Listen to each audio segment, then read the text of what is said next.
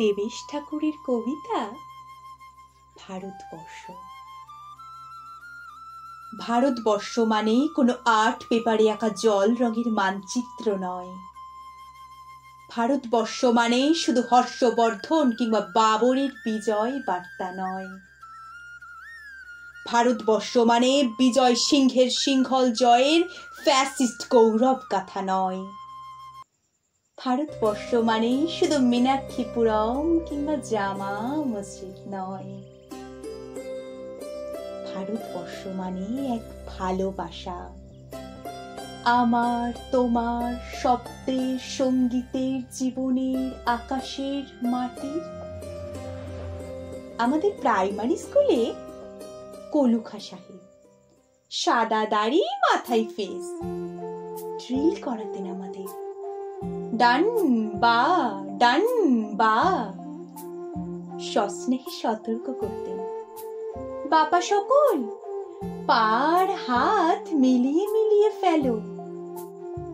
কলুখা সাহেবের গড়ির মাটিতে আজ ফেরেশতার হাসি ভারতবর্ষের চেরাগ হয়ে জ্বলছে।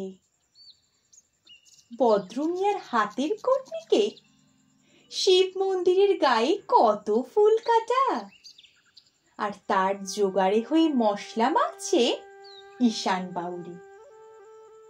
নিয়ামত শেখ আর গোকুল মাহাতো এক পাটাতনে ধান ঝাড়ে।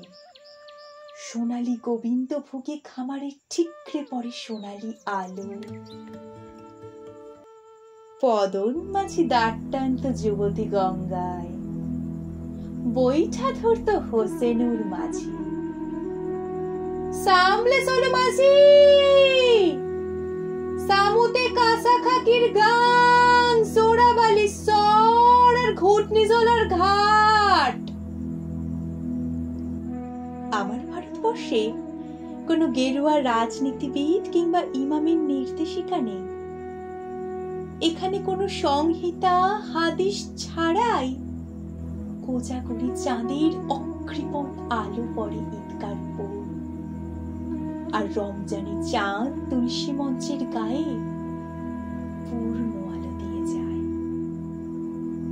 আমার ভারতবর্ষ মানে রবি ঠাকুরের মধ্যে নজরুল, রবিশঙ্কর আর আলী আকবরের যুগল বন্দি, গণেশ পাইন আর মকবুল ফিদার রঙিন ছবি। আমার ভারতবর্ষে আমি শুনেছি মোহাম্মদ রফির সঙ্গে লতার ডুয়েট, দেখেছি পাল্লা দিয়ে আজহারের সঙ্গে সচিনের দৌড়, খেলার মাঠের প্রান্তে দাঁড়িয়ে শুনেছি নইমুদ্দিনের তদারকি চিৎকার। বিজয়ন, আকিল, কুলজিৎ, বাইচুং, মাঠটাকে আরো বড় কর, মাঠটা আরো বড় কর। আমাদের মাঠ দিন দিন ছোট হয়ে যাচ্ছে, মাঠটাকে আরো বড় করা দরকার, আরো অনেক অনেক অনেক বড়।